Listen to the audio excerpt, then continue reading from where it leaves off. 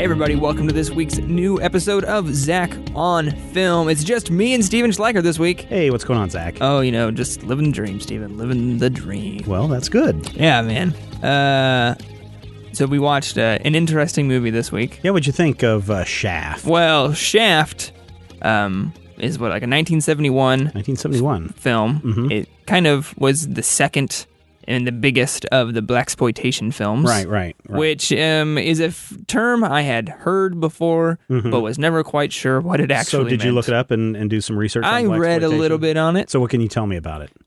It's kind of like an exploitation film, but it's with black people. Yeah, but I mean, so what are they exploiting? I mean, what's the point of what are they trying to do in these kind of movies? I couldn't quite figure that out from my reading on the Wikipedia. I just read a lot about what the films were, kind of the criticisms of the genre from different groups like the NAACP and like so when we talk about exploitation films, we're talking about films that are trying to make a buck off of a certain culture or class or group of people. Okay. Right. So when we talk about blaxploitation, we're talking about black exploitation films, movies that are mainly designed to attract the black urban audience member and a white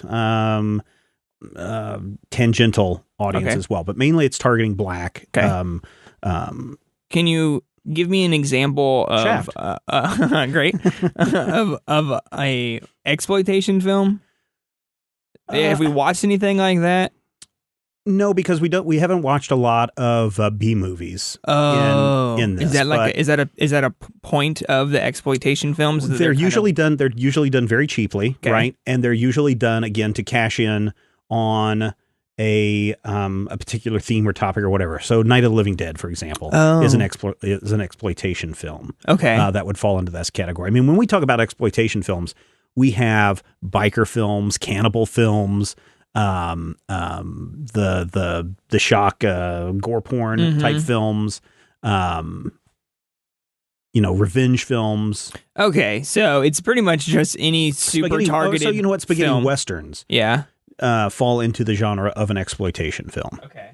Yeah. Okay, so like, would a Christian movie be an exploitation film? That would be an exploitation film. So anytime you watch your Kirk Cameron movies, those would fall into that as well, especially when he does his stuff that's the the apocalypse, everybody lifts up, the Left Behind stuff. The Left Behind series stuff. Those would totally be exploitation films. Would Tyler Perry's movies be blaxploitation? No.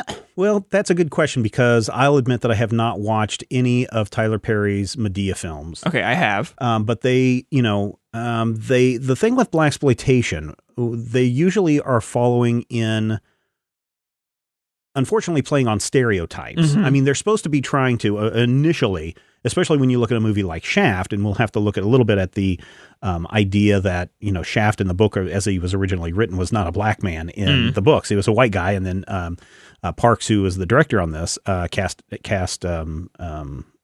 what's his name? Country? To be, Richard Roundtree. Roundtree. Yeah. To be Shaft in this. But so initially, they were supposed to create a central black hero that people could look up to. Okay. And these were normally in the original 3 or 4 blaxploitation films when they first came out, were showing the urban black hero. Then there were some that spun off that. So you had Southern blaxploitation films, which looked at race and slavery. The ones in the urban areas would look at race relations and corruption in the police force, those kinds of things. But they were also supposed to show a strong black man, masculine, secure with himself, not afraid of anything. Someone who, in the way that they portray Shaft in this movie, someone with a lot of class, someone who was just really put together and very sure of himself. Unfortunately, because a lot of these films, even though they may have had black directors, even though they may have had a lot of black actors and actresses in them, still were being controlled by Hollywood, which was predominantly white and still is predominantly white, right? And so what ends up happening is, and this is the problem that you'd mentioned with the NAACP, is with the success of Shaft, right? You have a studio here that's like banking actually putting up a lot of money and saying, hey, we need to get this movie out, and hopefully it will make a lot of money. Yeah. And so what happens is Shaft comes out and it's a huge success.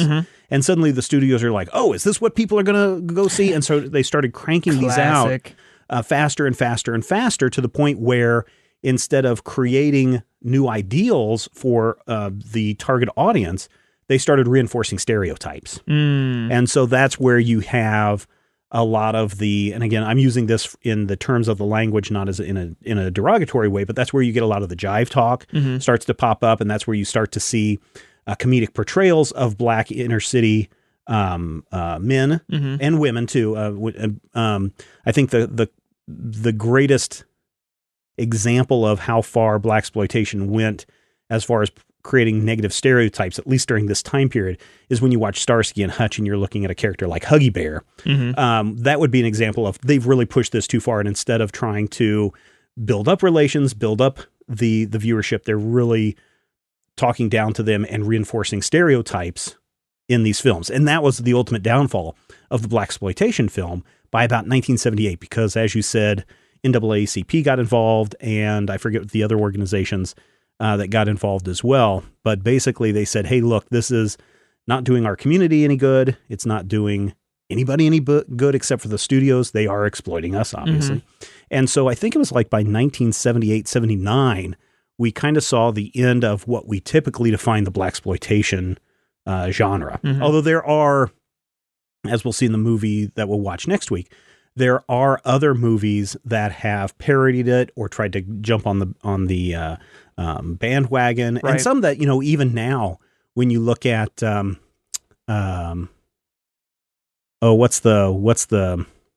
making of Superfly TNT, but in the Jackie Brown's a good example. Pootie Tang is what I'm thinking. Oh, yeah. That's an example of a modern blaxploitation movie in which they're just really making fun of the genre, but they're doing it in a way that, again, is reinforcing the whole point of what the blaxploitation films were. Yeah, it was really interesting when I did read a little bit about it, how quickly that cycle of it went from like legit genre into parody, into like gone really fast. Like it was a really tight cycle, it seemed, and obviously probably and that's because what they did to it. Depending on how they're looking at it, blaxploitation films include a bunch of subgenre stuff, which fractures kind of your overall view of it. So you have things like crime, which includes your Foxy Brown type movies. Then you have your martial arts stuff, which was really big at this time because Bruce Lee was still around at this time. It was before his death. So the marriage of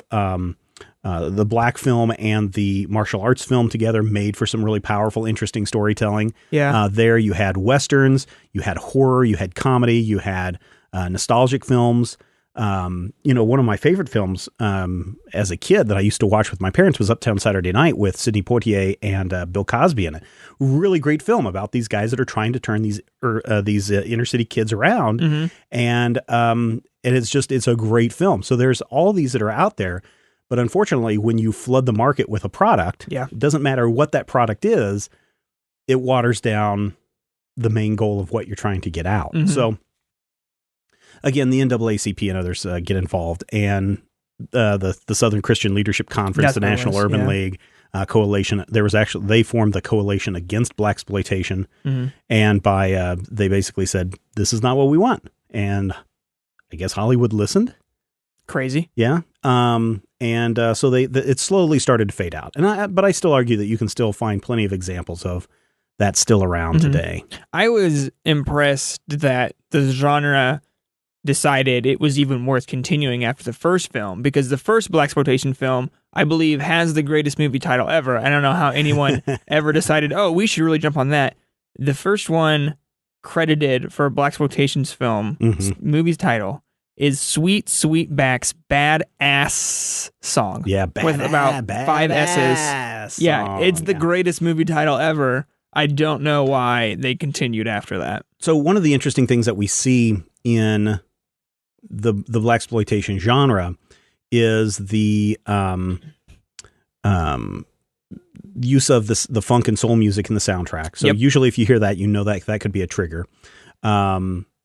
and the fact that you have a predominantly black cast. And what's really cool about Shaft, and this is why I wanted you to take a look at Shaft this week, is because this is the first time that we saw an actor, Richard Roundtree, being cast in a lead role. Right. And I think this is a huge thing, even though Richard Roundtree had been involved in a bunch of other commercial work, small film work, and other film work. He was not the lead in the piece.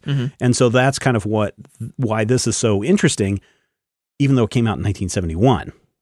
Right. Right. And we're talking now with what's going on at the Academy and what's going on in the Emmys and everything about representation. And it's like, wow, we're less than 40 years away from, Richard Roundtree being featured in a major Hollywood feature as the lead. I think that's kind of important. Yeah, it's such an interesting thing because you're looking at how long movies have been around. It's not that it was the first black lead ever. It was it was a major studio, and that it then had to take a form of a really low budget movie that incredibly ended up essentially saving MGM from the sounds of the history of that. And Shaft of MGM is on the brink of just going out of business, as they have many times. And they I've seen different reports, either somewhere between $500,000 to $1 million to make Shaft, and then it just goes and destroys the box office and brings, again, anywhere somewhere between like $7 million to $10 million range. We see this a lot, right? I mean, even we look ahead a few more years to Star Wars, where it's like the studios didn't want to give as much money as they wanted to, and they got a huge reward at the end. And so that's one of the nice things about movies like we saw Dope, where it's a super small, limited budget, but it does extremely well. It gets a lot of attention and kind of changes the way filmmakers are moving ahead. In fact, we've seen, isn't the director of Dope, he's doing the upcoming Flash movie, I believe. Something like that. Yeah, so, these are really great stepping stones, and the reason why you want to watch smaller films like this. So Gordon Parks, who is the director of Shaft, in regards to what Shaft did to blaxploitation films, he says, blaxploitation films from Shaft onward were largely defined by a relatively greater degree of corporate control and a relatively lesser degree of autonomy on the part of the filmmaker. This film was created less to impact black consciousness and more to simply show a fun film which people could attend on a Saturday night and see a black guy winning. It was intentionally created to appeal to a black urban audience along with the contiguous white youths. And that's what he had said in some interviews back in the day. I was really happy to read a little bit about Gordon Parks, that his first film is called The Learning Tree, and it is actually based in Kansas, based off of a little bit of his life and his autobiography that he wrote, because Gordon Parks is actually from Fort Scott, Kansas. There you go. Hey, Kansas, we did it. We have a director. Yeah. So that was actually kind of one of, and that was also his first film got accepted into the Congressional Library by the Film Registry. So good on you, Gordon Parks. Yeah. It's really great. I mean, you could go and read a couple of biographies of Gordon Parks that are out there, but it's a good, and it's interesting, especially by the time Shaft rolls around, he's a much older person than the photojournalist that he was in his prime in the 1940s. I mean, he's a much older man, but I don't know where you watch Shaft. I watched it on iTunes, and there's like a 10-minute, it's called The Making of, and it's really it's really like 10 minutes of Gordon Parks, kind of a little bit of talking about who Shaft is, but then you see some behind the scenes stuff of the shootout that goes on in the stairwell early on in the film. And so you see some behind the scenes of that. You see him directing and trying to direct these young actors. Then you see him directing the barroom scene where they're getting smashed over the head with the beer bottle. Love it. Then you see him sitting with Isaac Hayes as they're talking about, let's play this song. And then of course the whole band is in this little tiny room. They all start playing the Shaft theme song. And then you see him in the editing room and just looking at a couple of scenes and how they're cut together and talking with the editor of this. So it's the editor of Hugh Robertson, who, if I'm not mistaken, was the editor of Midnight Cowboy. Oh, really? Yeah. Oh, fantastic. Yeah. Hugh A. Robertson. Yeah, so Shaft as a whole kind of plays like a general detective story. Well, and a private eye type story. It is based on the Ernest Tiedemann or Tiedemann books, also by John D.F. Black. And so it's an adaptation. Okay. But my understanding is in the books, John Shaft is a white detective that has good relations in both parts of the community. And so that's how he's able to navigate both the white areas and the black areas with ease. And Gordon Parks said, hey, if we're going to make this, let's cast a black actor to play John Shaft. And ever since then, the character has been black. Okay. Yeah.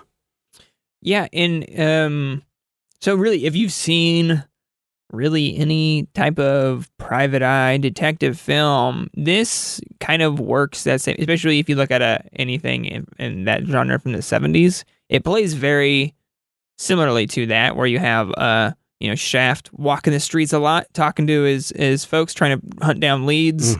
Being sly with his witty remarks to his cops that he's friends with, but wrestles them up a little bit just because he doesn't he's not really one of them. He works on his own. Right. He's down with the ladies. Yeah, he's always talking about how he's about ready to go get laid, and ultimately kind of wins in the end. And we see that, right? Yeah. Where we see these are what someone assumes that the ideals of a young black man are in the 70s, where he's sexing it up. Yeah. He doesn't take sass from the white man. No. He's aggressive. Yeah. He'll, just as the theme song says, who's the black private dick that's a hit with all the chicks. Oh, is that what the theme song? Yeah, come on, man. I was just looking on the pow. Yeah. Oh, yeah. It's great. If you, you should listen to that again and again and again. So the main crux of the story is that Shaft is hired by one of the gang leaders in Harlem. His daughter has been kidnapped by an Italian mob because some shenanigans are going on. Yeah. And the problem is, if Shaft can't get Bumpy, the Harlem gang leader's daughter, back, it's going to erupt into a race war. And that's what the cops are worried about. And so Shaft is in this middle of, what am I going to do? I've got to do what's good for my community, but I also can't let a race war break out in New York because that'd be bad for everybody. And so, he follows the leads, finds out where she's at, and there's a lot of gunfights and a lot of dead bodies. And in the end, Shaft wins. Yeah. And then he goes on to do, I think, 5 more films. Yeah, there's I was confused because I was buying it on iTunes and I saw a film that came out. Shaft in Africa. Oh, is that what I thought it said Shaft in America, and that's why I was really confused. Shaft in Africa. Yeah, that would make way more sense because it's why is it called Shaft in America? Is this first one not in America? No, the next film the next year was Shaft's Big Score. Then you had Shaft in Africa in 1973. Okay. And then you had the 2000 version of Shaft with Samuel L. Jackson. And then there was a TV series. Also, if you look on your iTunes, I didn't have a chance to watch this, but if you look on the version of iTunes, I don't know if you rented or bought it, but I didn't even know this, that there was a Shaft television series, and they have one of those episodes included in your iTunes bonuses. Oh, really? Yeah. Interesting. Yeah. I didn't check into this farther, but they said there is a remake in Shaft in the works. That was as of 2015. There wasn't any update in the Wikipedia about that, so that might be dead. That might be alive. I guess we'll find out. If it's 15...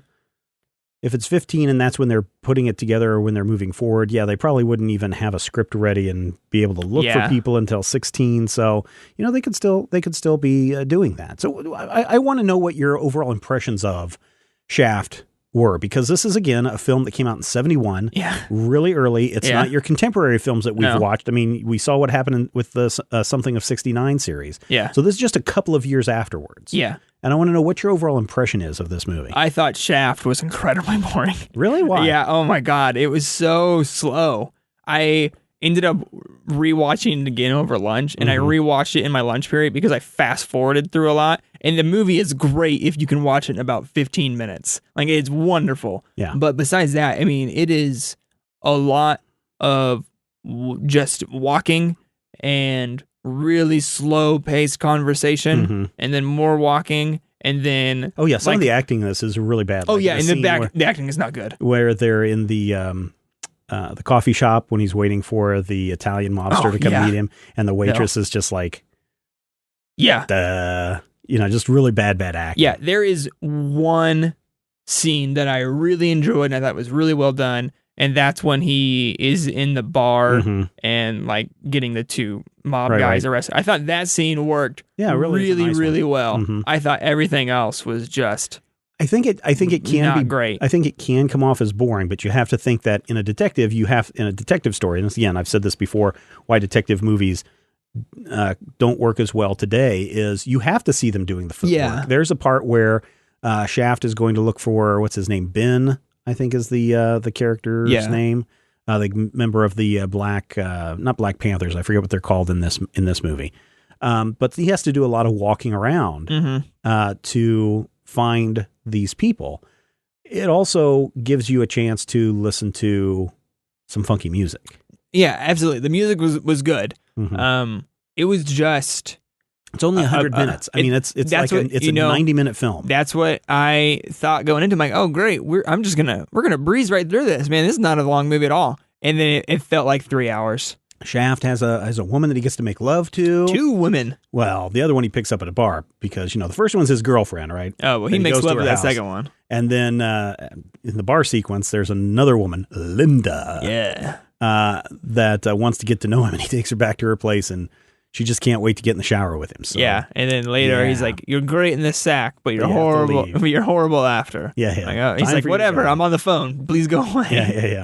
Yeah. I found it to be interesting. Right. I was happy to watch a detective movie again. I was incredibly happy to watch a film where they're discovering what a zoom lens is as we zoom in on everything and every person. I was really happy to watch that again because we haven't seen a movie that just abuses zooms for a while. Right. But besides that, man, it was really a movie that if they could even take 20 minutes out of it, like really just a tight where would you take 20 minutes out? I mean, I would take 5 minutes out of so many different, like that last scene as they go after the guy. It was so long. Yeah. It was so long, and only 4 people ended up dying, but there was 20 guys that had to get suited up, and they all had to have ropes and hoses and jump through a window, and it was just it was too much. It's a build up of the suspense, right? Yeah, but if it's so boring. The other thing too, and I think that this is part of it, because I wasn't bored. Well, there may have been one scene, certainly the coffee shop scene, but the scene right before the bar. I think you could have cut some more of that stuff out. I agree with you. There's probably 5 or 10 minutes you could have cut. But I wasn't bored because, again, this is something that's 1971, done on a super low budget. Yeah. And is shot on location in New York. Yeah, that was also great. I was really happy to see how far New York has come as a city, because every time we watch a movie from the 60s, the 70s, wow, this city is garbage. Yeah, if you look, New York, I think, was the murder capital of the world during this time. Let me see, murder capital of the world. I mean, you see Shaft walking around, and it's just dirty, and everyone looks really sad, and everything's gray, and everyone's like, "Why did we come to America? This city is garbage." And that that turned around, and New York's great. It has its flaws, as Mall City does, but it's just really interesting to see the shift of New York City through film, because it is this place of opportunity, but it's also in this type it is a city that is not welcoming and is dangerous, and it just looks incredibly dirty. If you look in 1971, population in New York, 18 million people, there were 1,800 murders, so about 1% of the population was murdered. Is that right? 1%? 1-2? No, it'd be about 0.01% of the population was murdered in that year.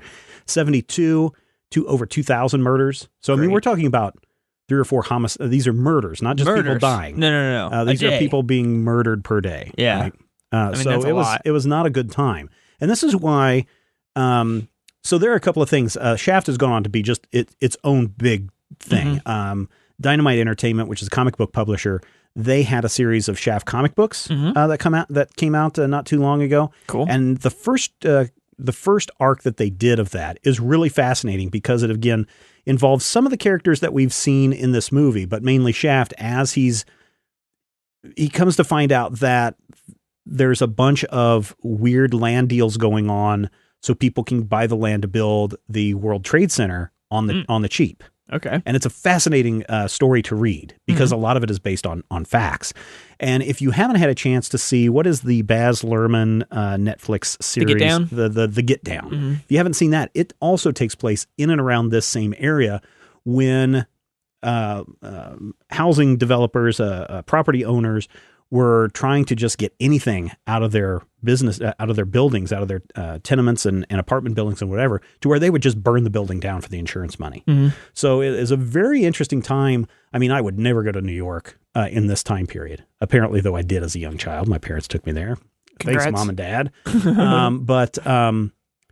You could have been a Marvel character almost. I could have been a Marvel character that's too bad. almost. If only they would have been murdered. But I mean, when you start to see the switch in power to now I forget the mayor's name after that took place in the 70s. He's the one that really cleaned up Koch, Ed Koch. He really cleaned it up and turned Times Square from, a den of prostitutes and strip clubs and everything to the marketplace that it is today of where people actually want to go. So that's the other kind of neat thing about this is that time capsule aspect of being able to see New York City in 1971 and shooting in Harlem at the time was something that I think is really kind of cool. And it did really define a film genre. I mean, it really set it up and told people this is what we can do with film. And it doesn't have to have a white star in order to make money. I mean, the budget of this thing was $500,000 and made $13 million in 1 year. So that's a pretty big deal. Yeah, there's so much that is good about Shaft outside of the movie, like what it did for genre, how it gave, black actors, black directors more opportunity to make films in the future. It saved a company. It did all these things, had a great Oscar-winning soundtrack by Isaac Hayes. There's a lot of stuff and great stuff all around. But it was just I couldn't really get super attached to the film, and I didn't think the action was. Again, I have to give it. You have to shift your idea of what action is back into the 70s. But even when you look at stuff we saw in '69, I think that action, but again, was, the bigger was budget, really good. Bigger budget. Yeah, you're right. Well, it wasn't. I mean, if you look at, what am I thinking of? The Wild Bunch. Yeah, if you're looking was that a pretty big budget? I would imagine it's more than $500,000. Yeah, probably. I mean, it's probably $3 or $4 million. Yeah. So you're looking at something. I mean, this is literally, hey, here's some money. Go do something with it. Yeah. And I think what they were able to do with it is pretty impressive. And this is at a time where you're seeing squibs still being used for gunshots and everything, and sugar glass and all that for some of the action sequences. Yeah, some of it's going to look cheesy, but again, in 1971, this would have been something that was like, wow, that's kind of neat and impressive. It's not even the cheese factor. It was just the pacing and shot selection and editing of action scenes. I didn't think did great. I like the use of the giant fire hose in the end. I'm like, that would really hurt. I'm like, get away from me with that thing. But there was just, for me, it was just too slow. A lot of just cityscape walking that just didn't do it for me this time around. There's still some really cool stuff about it that I enjoyed. I really liked the portrayal of Bumpy. Yeah. Because I thought that was an interesting, especially the first time we see him is when he comes into Shaft's office and he's kind of laying out. Well, because he's already sent two thugs after Shaft, and Shaft didn't throw one out the window, but is pretty close to throwing him out the window. Right? And so Bumpy comes and he pretty much lays out the story for what we're going to watch about his daughter being kidnapped and the mob and everything. I thought that was an interesting character portrayal as this he's a pretty large dude and worried about his daughter, and he gets very emotional, which is not something that I expected to see from this big, powerful gang leader. That I thought was really interesting character-wise, and how they made him like that. You don't really see that in the rest of the film, because I believe they go back to like his office again later, and he's kind of more stern. Maybe it's because he's on his turf and things like that. Right. But when you first see him with Shaft, he is pretty vulnerable and is like, "Hey, man, here's some money that'll get you started." like, go find my daughter, because that's what really matters to me. Which I thought that was an interesting character thing. To me, a lot of the actual police officers seemed like odd characters. Stereotypes as well. Yeah, stereotypes upon stereotypes. And again, as we said, that's kind of the biggest problem with this. Instead of trying to break new ground, it's just reinforcing stereotypes. Did you ever watch the Samuel L. Jackson remake? I did. How was that?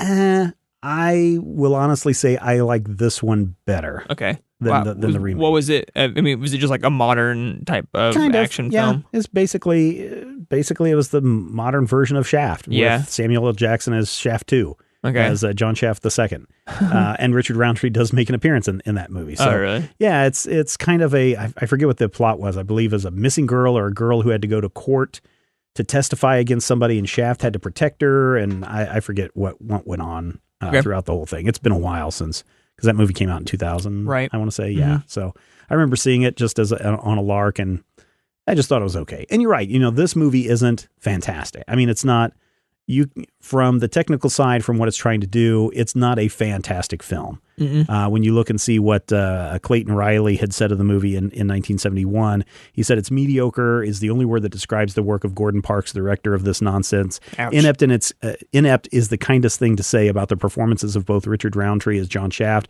a black private eye on the prowl for kicks in the Big Apple underworld. So yeah, he didn't have a lot of nice things to say about the movie either. Yeah, that's pretty harsh. But I think when you look at where does this fit in the grand scheme of all films, you could look at a bunch of other films that came out in 1971. This one will still be remembered today by more people than a lot of those other films that came out in 1971. Yeah, it's definitely an important film.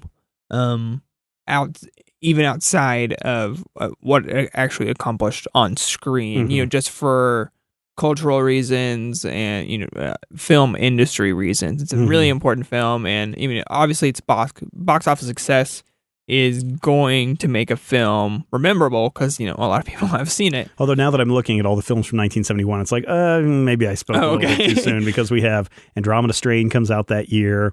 The Barefoot Executive from Disney comes out that year. Bedknobs and Broomsticks comes out that year. Billy Jack comes out that year. And that's just in the A's and the B's.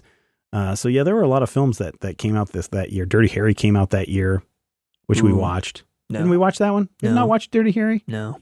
I swore we watched Dirty Harry. No, we watched Good, Bad, and the Ugly and other. We've never watched Dirty Harry. All right. Yeah. We'll have to correct that. Somewhere down the line, we'll watch another Western. Is that a Western? No, it's a Dirty Harry Cop in San Francisco. Oh. I could have swore we watched Dirty Harry. No, we definitely didn't, though. Okay. All right. Okay, well, we'll watch that. Not next week, though. No. But we'll watch it. What other... actually, I guess those aren't all the films from 1971. Oh, no. But I have heard of Shaft. Right. Like, I knew... I probably could have... If you showed me a bunch of posters from 1971 and said, pick out Shaft, it probably would have been pretty easy.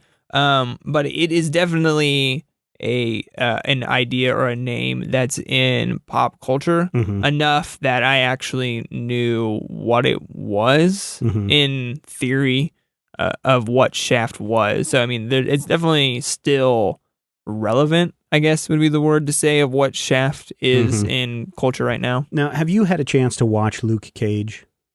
The Netflix TV series? Yeah. No. But I've heard good things. Well, and the reason why I thought maybe you had, because some of the themes that we see going on, and again, I see some of the things that Luke Cage is trying to do, make commentary on what the role of the modern black man is in his community and his society, expectations forced upon him, the way the community treats the young black man. All those things are in Luke Cage, which remind me of a lot of things that we see, or what were the attempts were to be made in blaxploitation films. So for me, when I see Luke Cage, I see all the positive things that the blaxploitation genre was supposed to be trying to do, as opposed to just, hey, let's take money from this demographic that we haven't typically gotten money from before. So I see these themes running in Luke Cage that I feel were somewhat similar in Shaft. Is that a character trait that you see from Luke Cage inside the comics from Marvel? I don't know. Oh. I don't read it enough to tell you. What about I don't know when Luke Cage started as a character. 70s. Was it around this same time, though? Yeah. 60s and 70s. Yeah. Yeah. So, but no, Luke Cage in the 70s would have been the same way as what you would see a little bit of Shaft in there as well. Okay.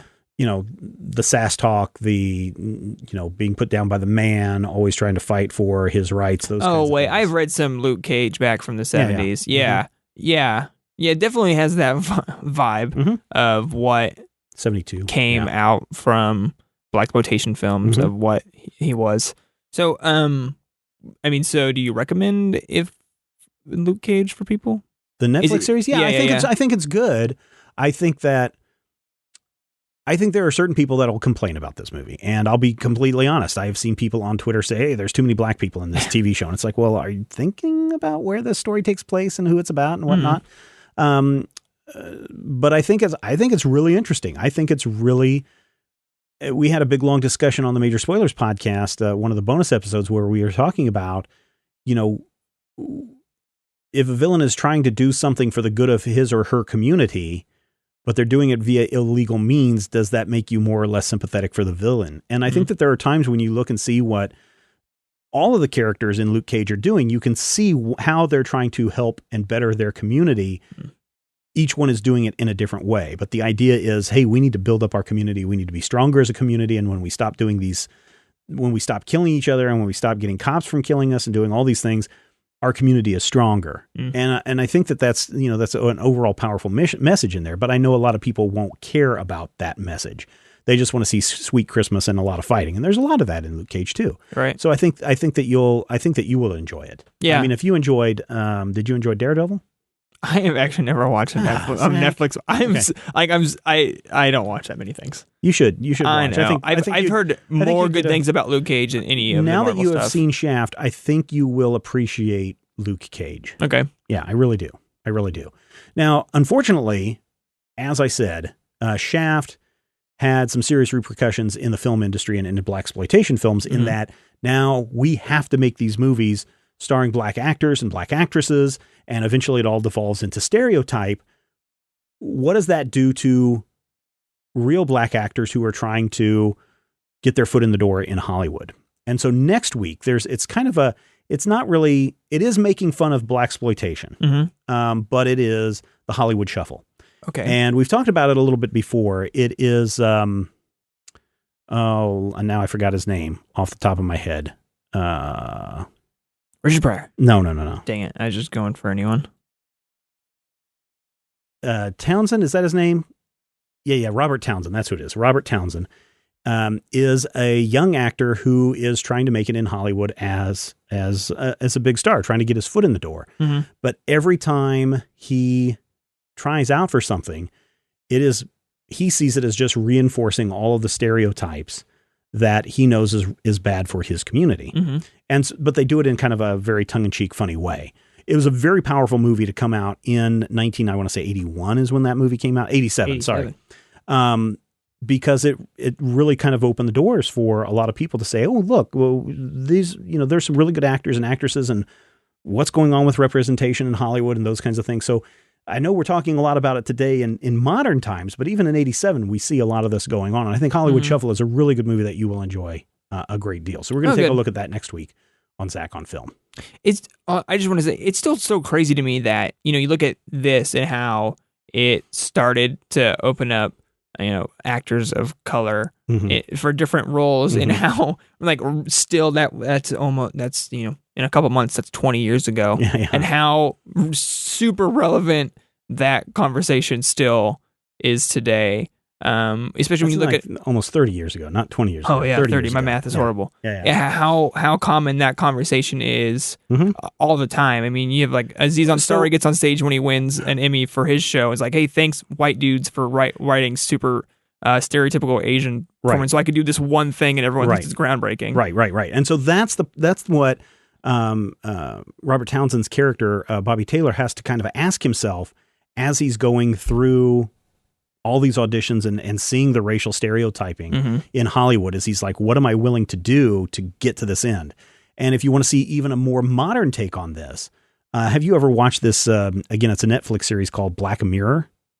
No, I've actually been meaning to again and not watching things. So wanting to. It's getting a lot of attention right now because of season 3 Yeah. and some of the topics that are covered in the first episode. But I went back to season 1 when it was still a BBC production, and there's only 3 episodes in that season. The third episode in that is what would you do for fame? And it's played out there. And interestingly, the central character is a young black man who has to decide, what am I willing to do to get the message out, or fame, celebrity? I mean, you can read it in a lot of different ways, but you get to see whether will this character sell out or not sell out. And that's kind of a big deal. Interesting. So it's a topic that will continue to go on and on and on and on. Yeah. I think probably for another Forever. 20, 30 years. But we'll talk about that more next Yeah. week when we take a look at Hollywood Shuffle. And it's a comedy, so that's It is a comedy, yeah. A switch up. Be aware, though, Zach. Yeah. You will feel super uncomfortable with this Oh, because great. there are a lot of racial slurs Oh. in this movie. Okay. Yeah. So I'm just giving you a heads up right there. Thanks. I mean, think of the worst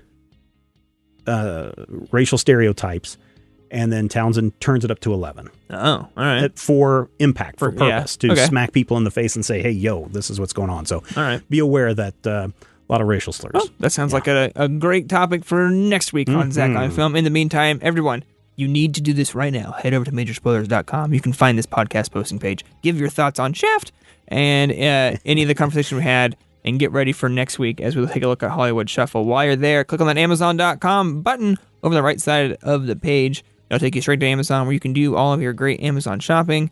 Probably can buy Shaft on Blu-ray if you want to watch it. It's not going to cost you any extra when you do that, but a little bit of that money will come back to Major Spoilers to help keep shows like this and so many more coming into your podcast listening device week after week after week. And, you may not even be buying anything from Amazon, but maybe you have a couple of dollars that you just have jingling loose in your pocket every month. You can also donate those to Major Spoilers by becoming a Major Spoilers Patreon at patreon.com/Major Spoilers. Every little bit helps. Like I said, as little as $2 a month helps keep the light on and keep the servers running. We got to keep those squirrels fed so they can spin the cage and turn the generators. Absolutely. So head over to patreon.com/Major Spoilers. And we'll see you next week on Zach on Film.